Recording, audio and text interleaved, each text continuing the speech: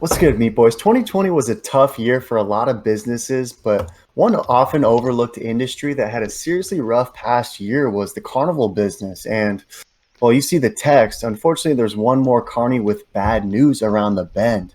Plenty of respect for the carny Nik Lentz, loads of experience at 30, 11, and 2, making his 25th UFC appearance. And make no mistake, this is a guy who's been in there with Charlie Olives 3 times, been in there with Islam Makhachev, and yes, he's 0-4 in those fights, but those are high level guys to share that much cage time with.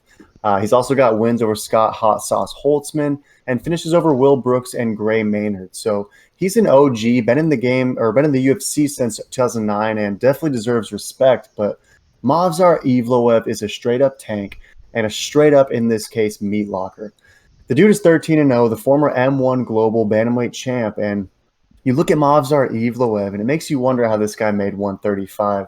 We discussed crazy weight cuts last card, and this one's right up there with the craziest because this dude, even at 45, looks absolutely shredded. So he's been fighting at featherweight throughout his whole UFC tenure, and he's 3-0 with 3 dominant decisions. So what's bad business for the Carney, in my honest opinion, is good business for the UFC because Evloev is an absolute beast and should be a straight-up showman in this one. So what are your thoughts on Movsar Evloev, and how does he get it done against the Carney Nik Lentz?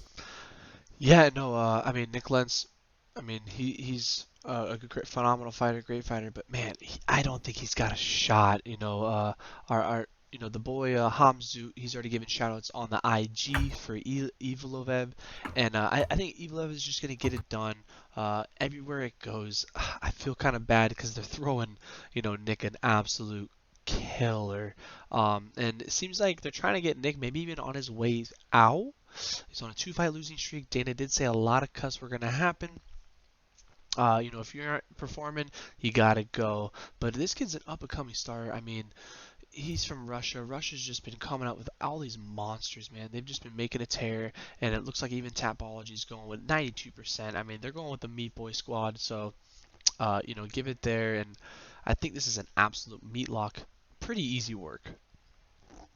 Yeah, I'm with that 100%. And one thing that's curious about Movsar Evloev is all of his fights in the UFC thus far have been dominant decisions. But if you look at his track record pre-UFC, the guy had a lot of finishes. And if we're looking over at Tapology, 92% is going with Evloev, and a majority is keeping with that decision track record that he's demonstrated in the UFC. But do you think he might be trying to make a statement on this big card? A lot of eyes on this pay-per-view. Anyway, he gets this finish over Nik Lentz? Yeah, that's a great question. And I mean, Nick's a tough dude. I mean, they don't call him a carny for nothing. And carnies, they're no joke. They're there to scrap. They're wild. But I think Evleva is probably gonna get done by decision. But it would not surprise me if he's going there to try to make a statement, do some Hamzat level, knockout. I mean, it's a perfect stage to perform and showcase that skill set, especially, Fight Island in Abu Dhabi. Best card you can, have eyes on you. So I definitely expect some dominant performance or a sweet knockout for Evloev to get it done.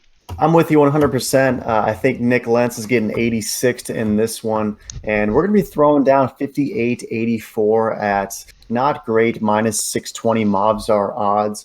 It's only going to net 949, just a quick little $10, but it's an easy meat lock victory.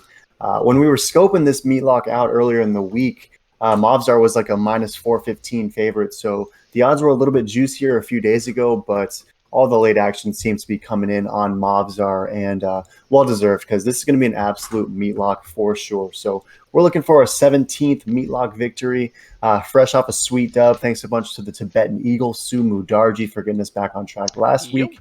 And this should be another one for you to take to the grill and get the bill.